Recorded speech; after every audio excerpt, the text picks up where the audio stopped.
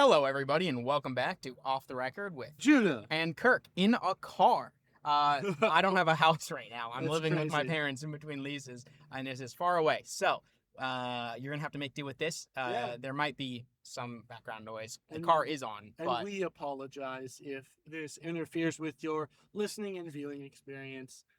But it's just kind of how it had to be recorded in the Yep. parking lot of the movie theater. yep, because It's neither of us necessary. prepared. Anyway, It's great. It's perfect. All right, today, guys, we're talking about probably the biggest movie in the world, and a movie that's better than the Odyssey, in my opinion. Just right out the bat. and we might do a video on the Odyssey later, but Yeah. Spider-Man Brand New Day. An excellent film. I'm going to give credits for the film before we start digging into our thoughts. This is directed by Destin Daniel Cretton. It's written by a dude named Chris McKenna. I think he's been on all the Spider-Man films that have been a part of the MCU. It stars Tom Holland, of course, no way, really. Zendaya, Mark Ruffalo, John Bernthal, Jacob Batalon, and Sadie Sink. Those are our big names that are on the poster. Yep. One of those is a spoilery character that we'll get into when we get into Yeah. it. And we should say spoilers. This is a massive spoiler review video. This is not Yeah. one of those spoiler-free reviews because we don't do that. Yeah, we do not do that at all. So there are major spoilers. If you have not seen the film, we both, I think I can say for both of us, we both really enjoyed it, and it's very well worth your price of admittance. So go to your local movie theater, get a ticket, and watch the peak that is Spider-Man Brand New Day. That's the spoiler-free review. 2 minutes in, which is probably when most of you are about to tune out. So follow our advice and go watch the movie. But if you're sticking around, We'll get of all, into it here. Thank you. We're about to get into it. Yeah. So you want to start with a little plot summary, Kirk?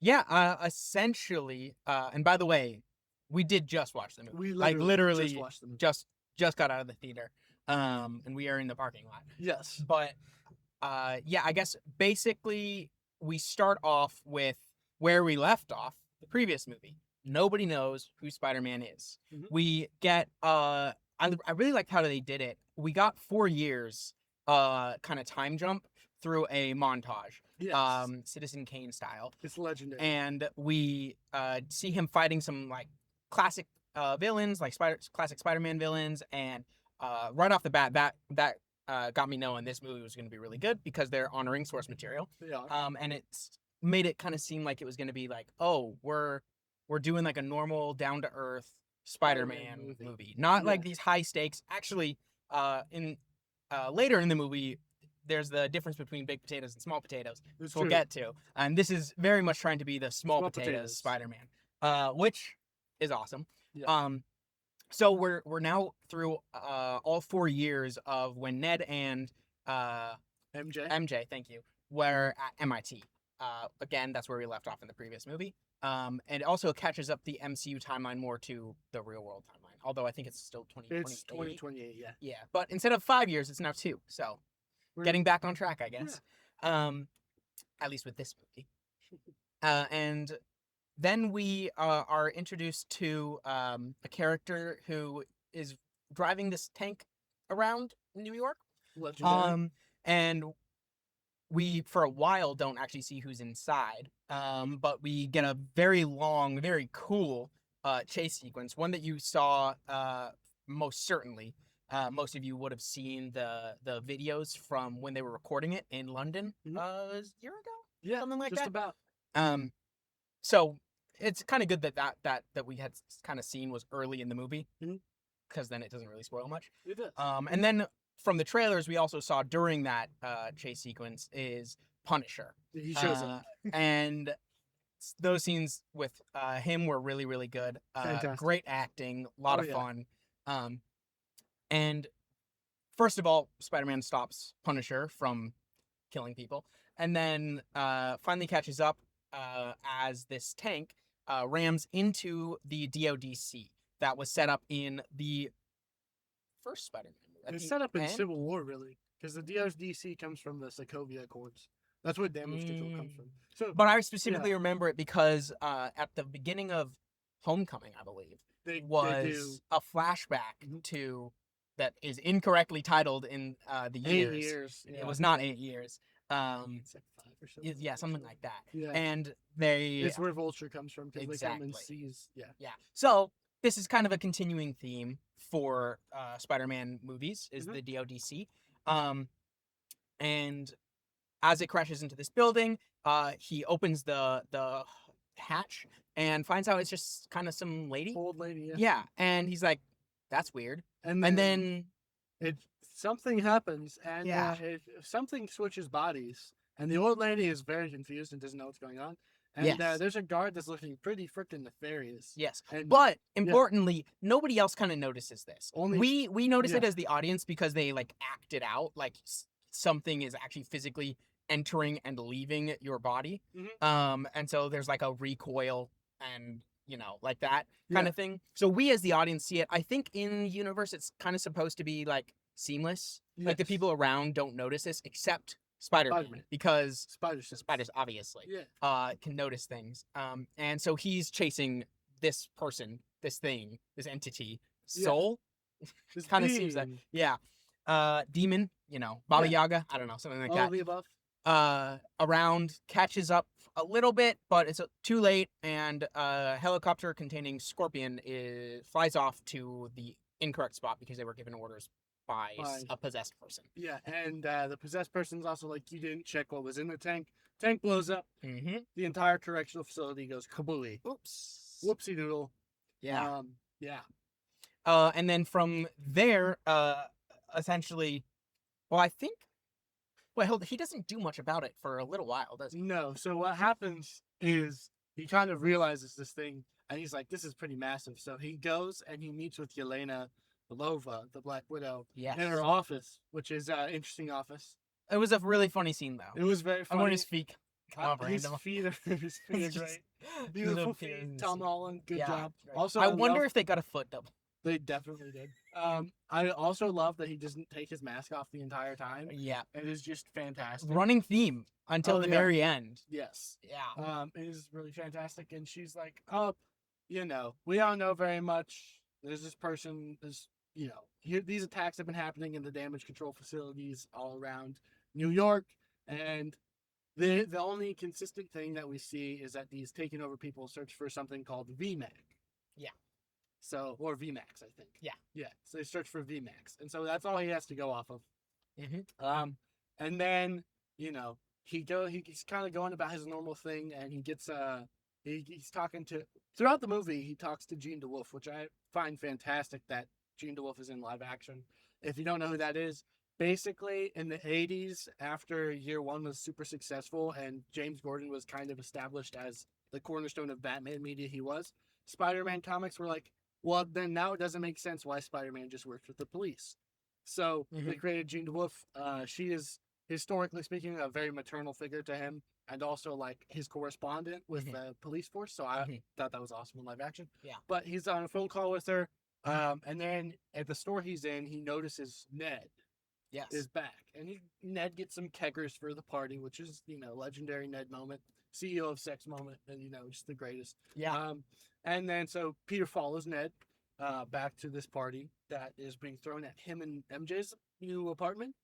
Yes. I believe. Yeah. Is it new apartment? It's not new apartment. It was. I think it would be. Because the reason that he was like, oh, housewarming gift. First of all, he forgot he had the flowers on him as he was walking, because he was kind of in a dazed He was state. like confused.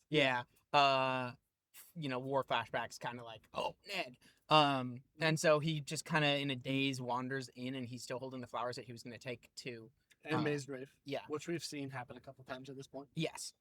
And so he says that he is the new neighbor, and so housewarming gift, kind of like opposite. Usually, you would, as the person that already lives somewhere, you would bring a housewarming gift to somebody moving in. But sometimes people do. I'm pretty sure the opposite. No. I'm pretty sure they moved in, and he's like, "This is a housewarming gift." Because if you remember with the previous movie, when they're all gonna go to MIT, they say, "Oh, we should all move in together." Yeah. And then we saw that they Boston.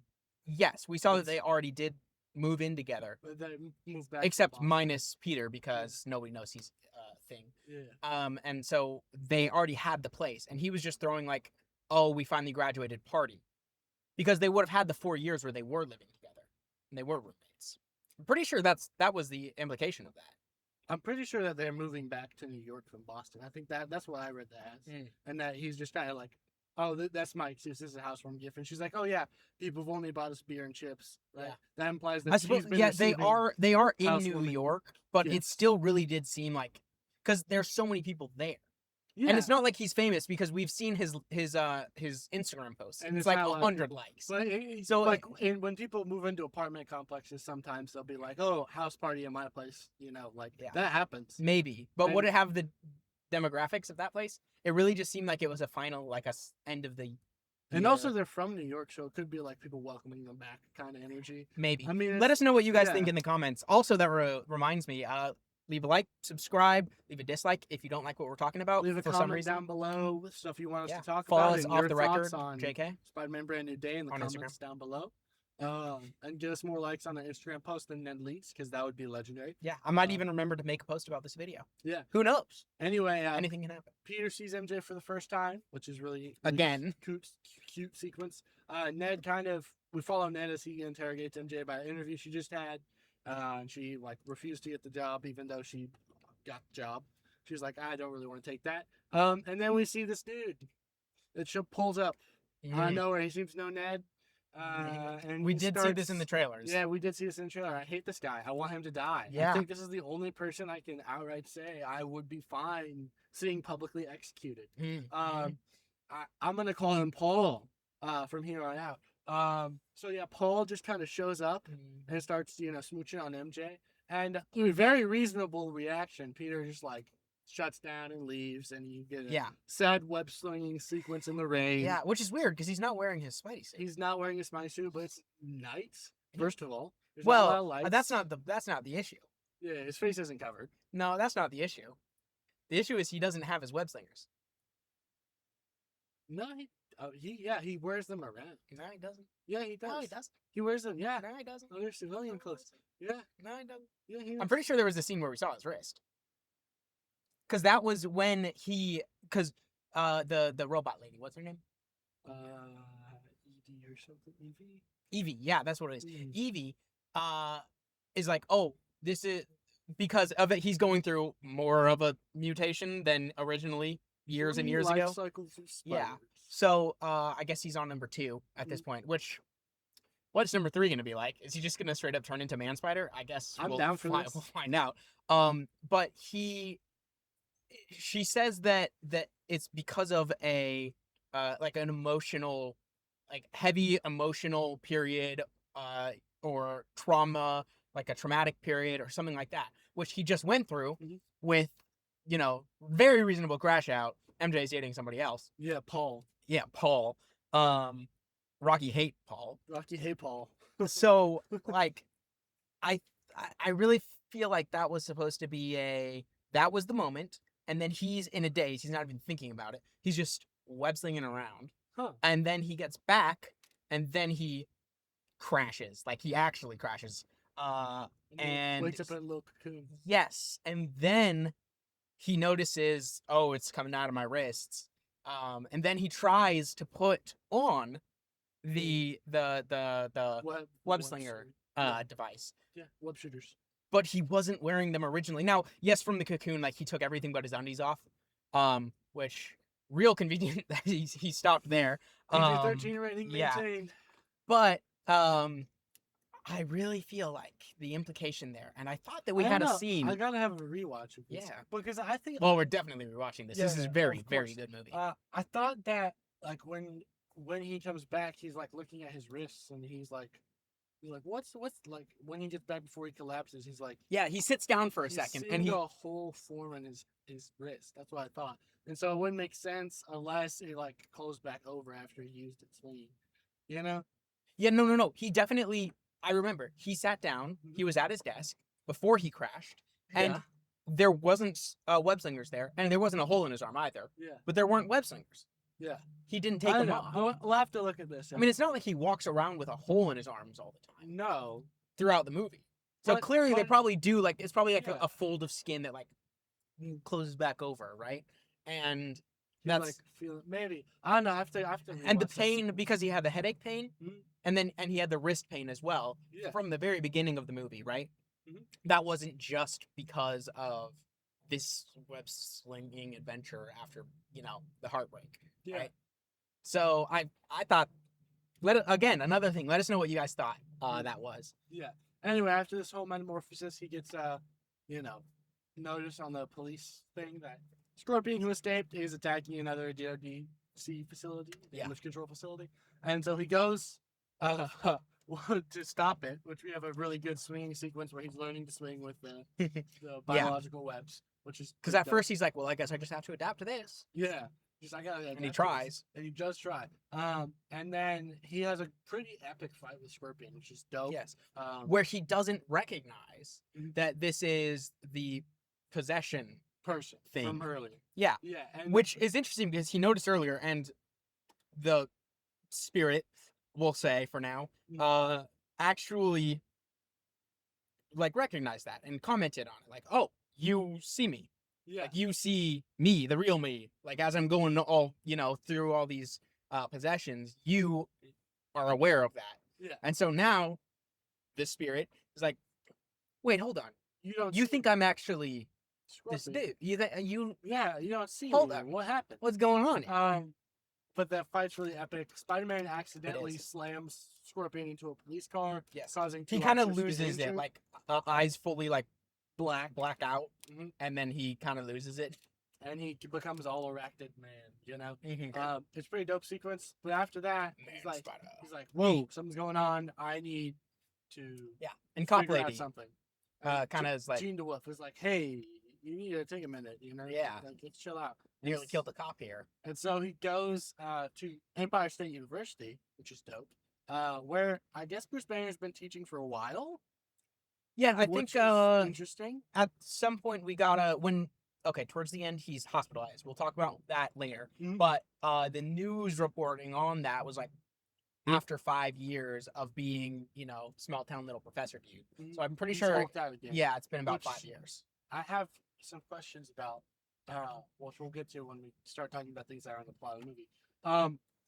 But basically, he visits Banner. We get a little joke about how Thanos could have doubled the resources and it'd been smarter. And some dude is like a Hulk freak and says Hulk smash. Bruce and Peter talk about how Bruce has this inhibitor, and they talk about how could it functionally work in a different capacity that's not gamma related for a different kind of mutation. And Bruce says theoretically yes. And then he's like, could we do it like a universal situation? And Bruce also says theoretically. So then Spider-Man goes to do that. He makes his first inhibitor chip. It burns out too quickly because he's not adapted it right. And so he ends up... It was actually the third one, but Evie said. Third prototype ready or something like that. Something like that.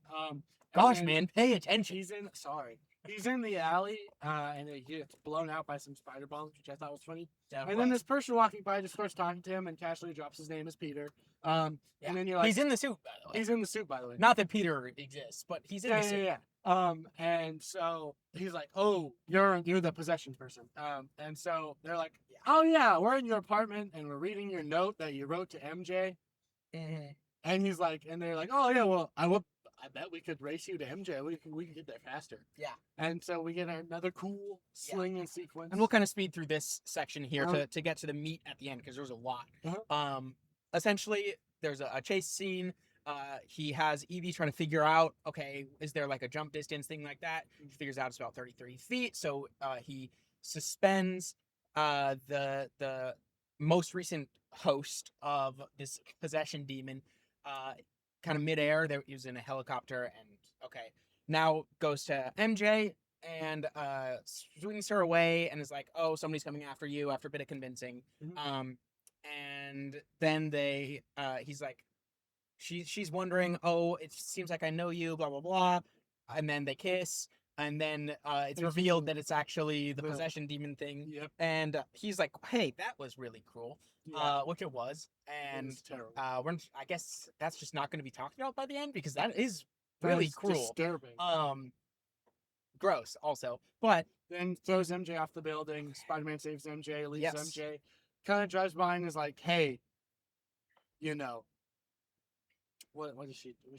She gives him something. She gives him a note about something through a possessed guy, and then he sees her drive by in the car of the possessed guy. I think it was the note because she was holding the note Oh, from it the was apartment note. still. Okay, so, So we learned that this is Jean Grey, Grey. Yeah. this girl, and she drives away after having a different host give the note back while MJ's still unconscious. MJ wakes up. He's like, hey, we got to go somewhere. And then they go to the Punisher's hideout and get a couple of funny scenes there. Actually, really It's funny. really well All of done. the stuff There's with him is very heartfelt dialogue, which Kirk so lovingly missed because he went to the bathroom, I assume. Where Peter and MJ talk, and they talk about, but Peter talks about being blocked off and being isolated, and there was someone at one point, and then I asked you if I missed something, and you're like, just talking. yeah, well, it was just talking, and that's what you missed. And then Everybody MJ, say L in the chat for Judah. and then MJ talks a little bit about Paul, which he's not named in the cast, but she's like, Paul's always complaining about how closed off I am. And then Peter makes a joke about how that he's closed off too. And it's really great. And then MJ helps him fix the inhibitor, puts the inhibitor on. Yeah. And she's like, maybe the inhibitor's not the best idea. Maybe you should learn to adapt to who you're becoming. Maybe there's a purpose to the adaptation. Yeah. Maybe it has a reason. But he says no. But he says no, and he goes to apprehend Jean Grey, who has taken over Hulk at this point. MJ back at the place, at Punisher's place, is like, hey, keep an eye on him, Punisher, and then Punisher goes to follow. Yeah. We get a super scary sequence where he figures out that she's in control of the Hulk. And then him and Punisher fight the Hulk when Punisher shows up. And that was awesome too. That was love Punisher. super Love dope. Punisher so much. We set up these explosive things that come into account just a little later. Jean, something's going on with her. She loses control over the Hulk, which I have my own theories about as a Hulk fan. I think that Hulk threw her out of the Banner consciousness, which is really dope to see kind of represented in any way. Yeah. It was really fun seeing like proper Hulk again. Yeah, and we got proper Hulk again. No Banner, no girl, just Hulk. It's pretty great. And then we have the first frightening Hulk sequence that's probably the first Avengers movie, where he's chasing Spider-Man throughout the building. Yeah. While Punisher It was a lot of fun. has found Jean Grey, got taken over by Jean Grey, used the explosive things that they used on the Hulk earlier. Yeah. To Breaks around into this the wall. safe. Yes. Yeah. And Spider-Man deals with the Hulk, who after he's like Took a lot. Yeah, took a lot. After he's like friend. Yeah. The Hulk backs off and Finally. falls Yeah. off of the building, kind of like giving himself up. And then Spider-Man goes to deal with what's happened. He stops Punisher right before he's going to kill I don't know what the director of the DODC's name is, and then puts the inhibitor chip on Jean. Yep. Movie's wrapping up, right, guys? Not even close. You're coming to a close, and so Jean is arrested. The director of the DODC, Hulk is taken into custody, which we talked about earlier, and is going to a hospital. Bruce is. And the DODC director was like, but Jean Grey says something to Spider-Man before she passes out. She's like, Sarah. Like exactly like that. And the DODC, Spider-Man asked the DODC director if he knows a Sarah or anything that would be related to this. And he's like, oh yeah, that's somebody that I there's lost. somebody that was important to me that just passed away, and she was rooting around in my mind, and that's where that came from. Yeah, and so he is like, oh, okay, I guess that's a reasonable explanation because he's never been possessed. He doesn't know what that's like because he's resistant to it. Yes.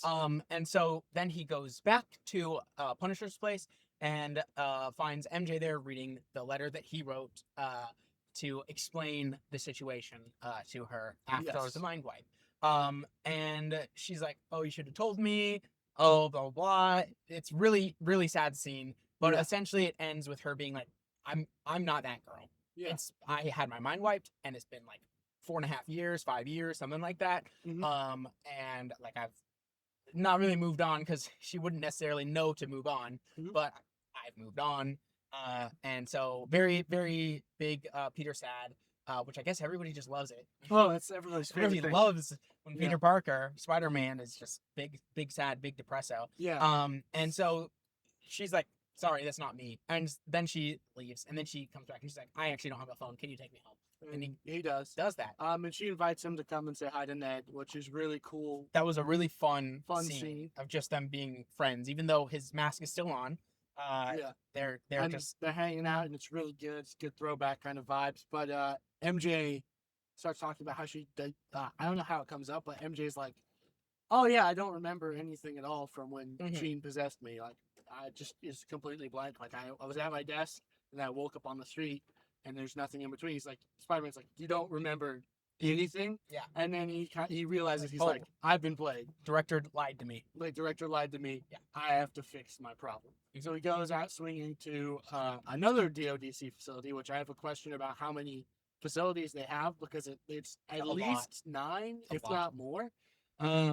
Which Through all the movies, we've seen many. We've seen like, many. Through all, it's kind of all ridiculous. And so he calls Punisher. Punisher's like, "If you don't, get this together, then I'm gonna do this my way," like kind of vibe. And so we get to inside the prison. They're doing tests on Jean. We get Jean's origin. Her sister Sarah, who I don't know that much about Jean Grey. I know a lot about the X-Men. Don't know a lot about Jean specifically. I don't know if that's from the comics or not. I really don't recognize that. I don't recognize it at all. It might be, or it might be a different character that they've changed the last name to Jean of.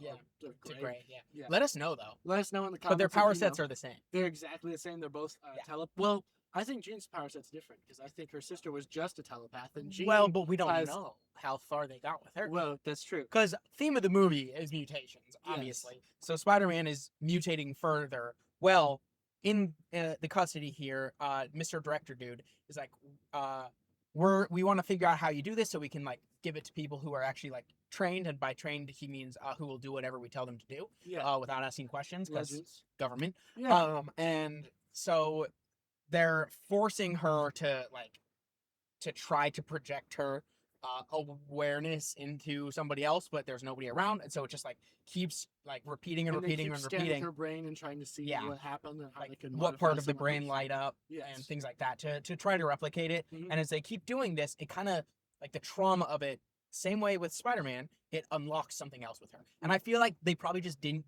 necessarily get that far with Sarah. Yeah, so I think Sarah may have died in that first kind of process. Yes, it's implied that they spent a lot of time working on this, but they probably just didn't push as hard, as far right off the bat, with also the trauma of realizing, because he says your sister is dead. Well, also she looks up and she sees. Well, he doesn't say that. He kind of dances around that. But and then she figures it out. She figures it out when she looks up and she sees. No. Ventmax in the thing. So this is before the whole thing starts. They're having their conversation. She realizes in that conversation that her sister's dead. Well, she's like, "Where are you holding my sister?" Yeah. She's like, "I know you're holding her at VMAX." That's how the conversation ends. And then she sees. It's not. It's exactly how the conversation ends. Because she's like, she's still insistent. She sees the Harry Luffy thing, and she's like, and the dude's like, "Oh yeah, your sister and I worked on this for a very long time. This her is sacrifice. Her legacy, her legacy, her sacrifice."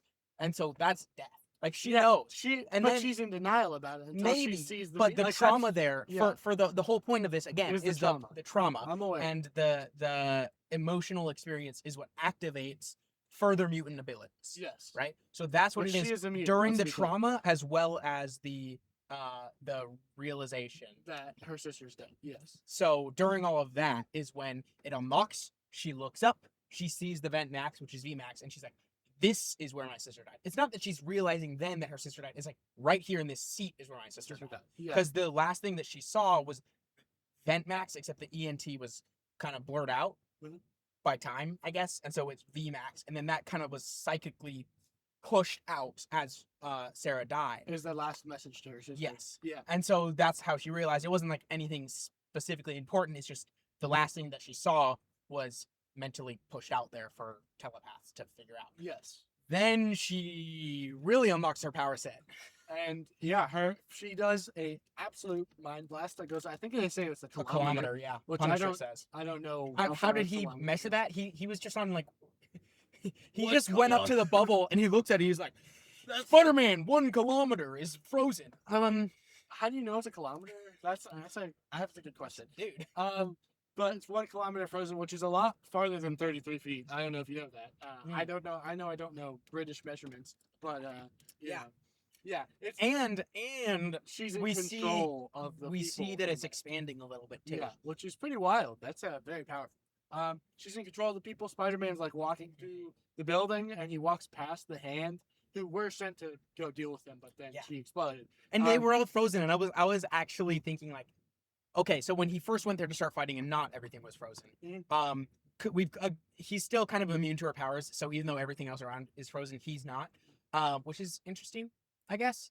It makes sense. It's comic accurate. Yeah, it makes sense. It's interesting, but the we can just say it's Spidey sense. It's like another expression of it. Totally fine. But before that, I'm like, oh, he's fighting his way in. He's gonna get in there, and we're actually gonna get to see him fight the hand. I was like, oh, this is gonna be so cool. And then everything's frozen, and then he's walking in, and then the hand is frozen. I'm like, there's no way. There's no way they're gonna steal that from me. But then Jean realizes that he's there and activates them. Yeah. And we have multiple people at a time, like a lot of people, at least a dozen at one point. Yeah, as I said, at least like 15 to 20. Like hand ninjas. And that was so good. And we have an epic fight scene, basically in which Peter is forced to adapt or die. And so he takes off his inhibitor chip at one point. His web shooters break. That's what happens in the first kind of aspect of the fight. The hand, really well choreographed, super awesome fight sequence. They like specifically pick at those and take them off, which is awesome. And now, so he's left on his knees without his web shooters. He can't do anything. He takes off his mask, crushes the inhibitor, and goes all out. Yeah. And we have an epic She's trying to tell him to choose, like, you have to choose because, we're mutants, people hate us. It's the regular, X-Men mutant type thing. Yeah. And she's like, you got to choose, right? Peter or Spider-Man. And then it kind of seems like he's going to choose Spider-Man by taking off the thing. And then he's like... But then he just says, I'm both. And he breaks the sword and he kicks the hand's butt. It's like, really awesome. He slings himself right in front of Jean, and Jean has the director of the DODC in the chair that she was in, that her sister died in, with glass to his throat, and it's like, these people, they only see us as monsters, like we gotta take that, we gotta take the fight to them, we gotta take back the power, that kind of vibe. Very Magneto coded, which is neat, because this is the first member of the X-Men we've been introduced to in the MCU, so it's very interesting to start her off in a very different kind of dynamic than I assume that she will end up in. And so she's like, Peter is now affected by her powers because he's so close to her, and she slows him. Yeah. Well, it's more like she uses, like, puts more effort into it. Yeah. Yes, he's not affected by the general radius stuff that's going on. He's affected when she specifically goes after him. Yeah, and not even entirely. Like, he's still able to slowly tilt his head. Yeah. He's not. He's averse. It's like the Flash versus Turtle Master. Turtle Man. Yeah, Turtle. I think it's the Turtle, whatever his name is. I don't know. He, everyone else around the Turtle is completely frozen, but Flash comes in and is so much faster that there's still a little bit of movement. If you know what I'm talking about, you know what I'm talking about. But kind of like that. Yeah. And so she's like, "Oh, I'm not as strong as I was. I'm a lot stronger than I was when I last tried to get in your head. I'm gonna do it now." And he's like, "Yeah, go ahead. I have no problem with that." Yeah. And so she goes to his head, and we get this scene with Marissa Tomei returning as Aunt May, where Aunt May is telling Peter that, like, he's special and he's different, and it's going to be a challenging life, and he's got responsibility that he has, but that he never should do it alone, basically. Yeah. That's kind of the gist of the message. And we see it change from it being Peter sitting there and listening to Aunt May say this stuff to Jean being in his position and the message being relayed to her. And it kind of hits her and sinks in a lot more that she has a choice here. She can choose to be the monster and the villain that she's made out to be, or she can choose to be something different. She can choose to be something better, right? And so she's like, it ends up with Peter and her in his mind sitting on the thing, and she's like, "I have no one unlike you," and he's like, "Well, you have me." Yeah. And then and everyone shed a tear. And everybody shed a tear. And then a gunshot, and we see kind of spider sense visualized from inside of Peter Parker's head as like a big flash. Yeah. And then Punisher got up on the roof just outside of this 1 kilometer radius and decided to take out Jean himself. Which implies that she wasn't fully freezing things, but rather that she was slowing time down a little bit. Yes. Except not everyone's awareness of time, just time. Because we also get a scene of MJ and Ned where they're frozen, but, like, stuff's still happening. There's, like, very, very slowly tears are welling up and flowing for MJ. Yeah. So it's like time is slowed down, but their awareness, like everybody in the bubble is aware that they're completely frozen. And which is kind of horrifying. Actually, very horrifying. But so time is slowed, so a bullet still makes it in. Also, like scientifically speaking, if time is fully stopped, then you can't like get light into your eyeball to see things. So the fact that they're like walking around, yeah, time is obviously still flowing a little. Yeah. Bit. But a really, really, really high caliber and fast bullet is flying right in, and instead of Jean taking it, Peter quickly reacts using his spider sense and takes it himself. Yes. Which is just great. And Punisher sees that through the scope and is shocked. It's like, oh, dang it! I just shot the kid. Yeah. And so, which he'd been threatening to do the whole movie, by the way. Yeah. He followed through on his threat. Let's just say that. So Spider-Man collapses. Jean's holding him. She's like, "We need to get you help. You need to do this." And he's like, "You need to leave. Like, you need to get out of here. Run." He's like, "Get out of here." And she does. And then Punisher, I guess, even though he was half a kilometer away, he rushes in. Is able to rush in before anybody else because time resumed. Yeah. I really feel like there would have been people who were closer. Probably. I guess most of the DODC people would have been running because they're criminals. Yeah. At this point, we realize at the end that they're under investigation. Yeah. But I don't know. It was a little weird. It did pull me out of it a little. It's also alluded that Jean is using some of her powers to help maintain his life. Yeah. Well, Punisher straight up says that. Yeah. In the hospital. Yeah. She's like, oh, she was using her voodoo to heal you up. So I guess she could have brought him to Punisher part way. Yeah. But I don't know. It kind of doesn't. It did pull me out of it a little bit. That was literally the only thing in the movie that kind of pulled me out a little bit. I didn't even think about that at all. Because we recreated one of the greatest pages from Civil War of all books, which we just covered, where Punisher busts in holding Spider-Man into the hospital, which is super awesome. A, because comic reference, and B, we kind of see it wasn't the hospital. It was the hospital in this. It was their underground lair in Civil War. Yeah, it was. And so takes him to the hospital. We kind of see that, like, we've seen Spider-Man's impact on the entirety of New York. It's been said through the news, and we've seen it through him taking down villains and stopping certain, crimes and such throughout the entire movie. But we kind of see a more fully, like, earned respect of New York, where we see everybody showing out for him, and everybody's like, they gotta save Spider-Man, which I thought was really awesome and super dope. And then we cut to Peterson. Had a lot of good scenes with Punisher in the hospital too. Yeah, Punisher's great. Talking. Yeah, he cries. Yes, he definitely cries. Oh, so good. It's great. Peter and him have a good back and forth when Peter wakes up. Yeah. And then he's like, "Well, how am I gonna get out of here anonymously?" And Punisher's like, "Well, I have a plan." Yeah, which is really great. And so we see Peter walk out. And then everybody's like, Spider-Man, and it's up, and it's Punisher has Spider-Man's mask on, and he's like, he's waving to people in the window. It's pretty great. And Peter, like, sticks around to watch this for a minute before leaving, because it is funny. It is funny. And then we see Jean's on a bus. She's driving out of New York City. We see Peter, take flowers to Aunt May. He says a little thing to her in response to the memory he had that he also shared with Jean. I've been thinking about this for a while. I'm not going to do this alone. Yeah, and then he goes back into the shop that he's been going in and out of all movie, and he sees Ned there. And he goes up to Ned, and Ned's like, "Hey, flower guy from the party." And then they do their handshake, and he's like, "Peter," and that's how the movie ends. Yeah. And we get credits, and we have after-head scene, I guess you could call it. Yeah, it's really just more of the app that Ned had made to track Spider-Man. It shows up on the screen and is like, Spider-Man is missing. We're trying to find Spider-Man. And then it like moves, like it zooms out and out and out and out, and the symbol then like floats off of the Earth and then past the moon and just kind of out into space somewhere, and then it fades away and says Spider-Man will return. Yeah. Which I wonder what that's an allusion to. I have zero to what? Wait, Spider-Man will return? In what? To what? To what? Spider-Man 5, obvious. 4, 6, well, 6? I mean, Spider-Man Wait, 5. which one are we on? This is 4. This is Spider-Man 4. So okay. we're going into 5. Yeah, anyway, that's the summary of the movie, which we talked about for a long time. We both really enjoyed it. We had planned to cover the Spider-Man Brand New Day trade paperback comic that had put out. in advance of this.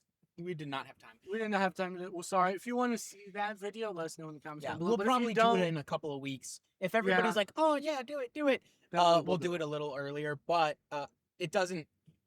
It's in name only the same thing. It's a kind of vibes adaptation, and I understand why that shows the Brand New Day as a marketing thing, because Brand New Day, the only time Spider-Man, people lose memory of Spider-Man's identity is One More Day in the comics, and after One More Day comes Brand New Day, which they kind of adapted One More Day in No Way Home. They did not at all, because the devil never shows up.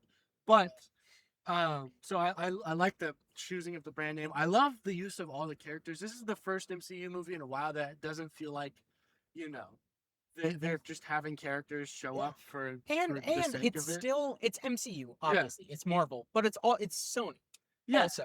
And Sony does so good with their movies. They do. Like Except for Morbius. And Madam Web.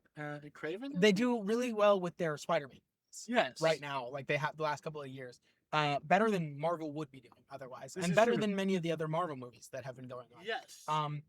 Also, I love the new director. I love the fact that a lot more of the action sequences and the swinging were practical and not just a CGI slot fest that delays the movie because, they take a lot of time working on the CGI. I love the practical aspect of that. With it being Sony, you wouldn't necessarily expect all of these different characters to show up. Well, I mean, but historically, going yes. through the Sony Spider-Man movies, right? Starting with Homecoming, Iron Man shows up in Homecoming. Right. Happy's in Homecoming. My point is that it's very minor roles. It's like, okay, we have Doctor Strange. We have a mentor in Iron Man and Tony Stark in the one movie, right?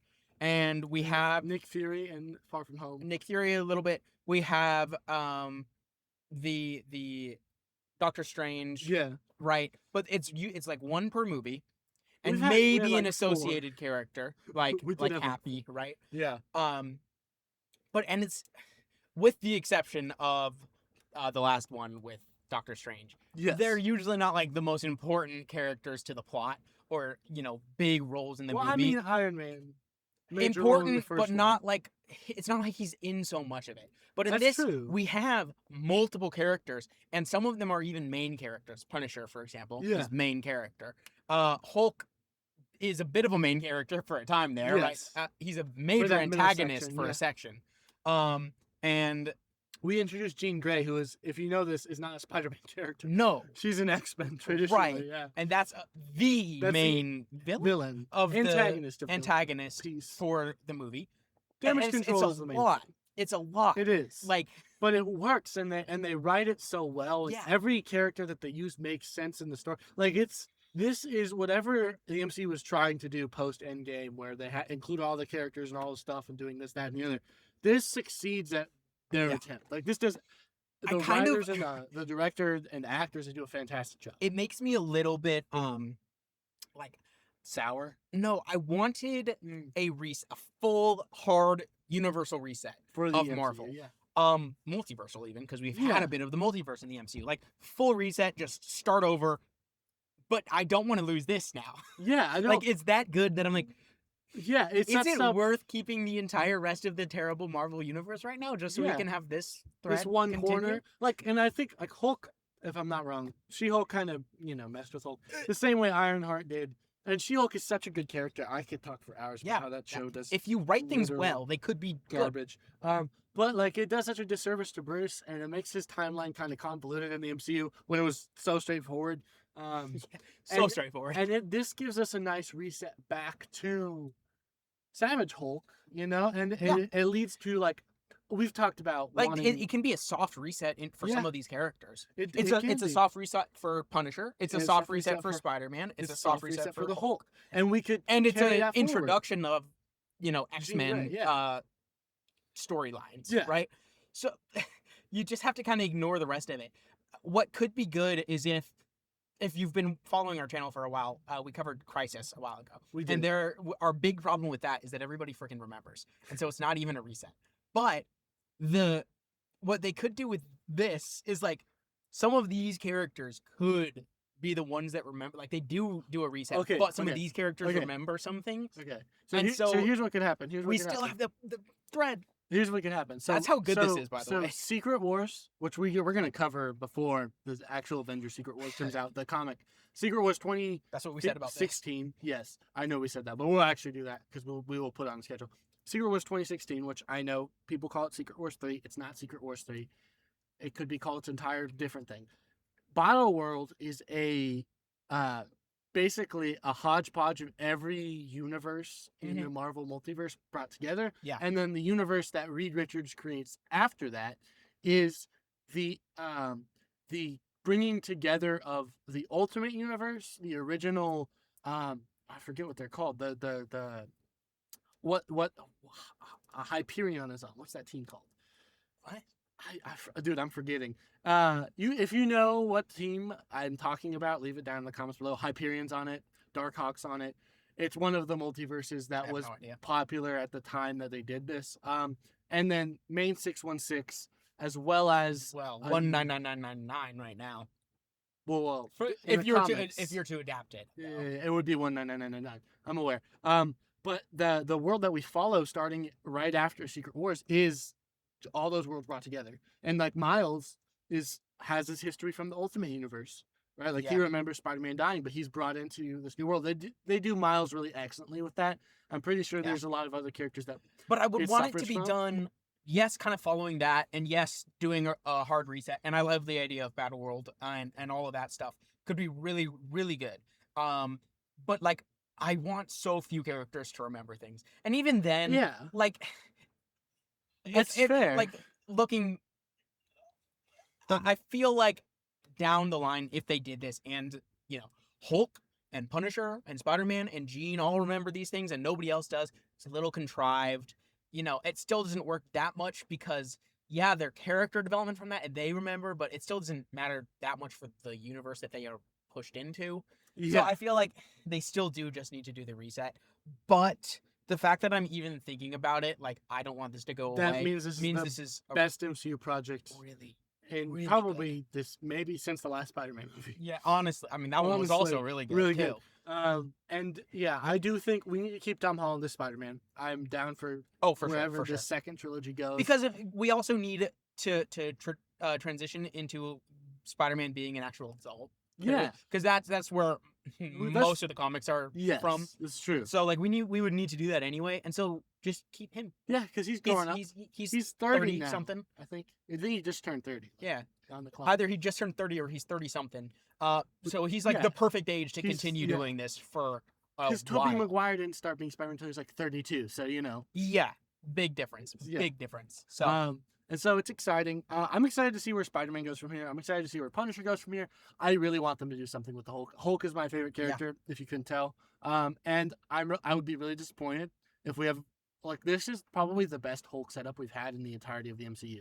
Like being for real. Yeah. For Hulk to do something outside of everybody else, and we're probably not going to capitalize on it, but we should.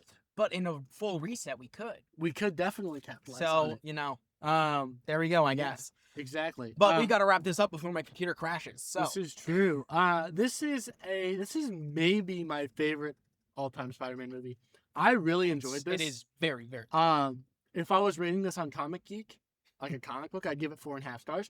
But I'm rating it like a movie, and we do those out of 10 for some reason because we like to make our rating systems convoluted. 9 out of 10. Really enjoyed it. 9.5. Yeah, it's not the most perfect movie ever, but it is. Yeah, fantastic. The fact that the only maybe the best Spider-Man movie. I do like to nitpick. When I nitpick, it doesn't necessarily mean that I don't enjoy a movie as much. I just like to nitpick a movie. But the only thing that I was like really nitpicking was that Punisher thing. He was freaking 500 meters away. And that's he came as far, and it's like, he's like right there. No, he's not. No, he's not like right there. Also, there's like a river in the way. That was another thing. That was the only thing. And for me, several flights of stairs. Yeah, for me. Several. He was on top of a building, so he was actually like really, really, really far away. And so it seemed kind of contrived. But it was the only thing, and I like to nitpick. Like I find things in movies. Like I really do, and that was all I was in the moment. So I can't take away many points for that. So 9.5 for me for sure. Yeah. fantastic, very well worth your money. Everybody go see Spider-Man Brand New Day in theaters. Kurt, give us a beverage shout out. I just had the new Starbucks orange cream frappuccino, and it tastes exactly like a creamsicle, and it's really good. So shout out if you're drinking that. And with that being said, good morning, good evening, and good night. God bless. Bye. Bye-bye. The car started shaking at the end. It's not my fault.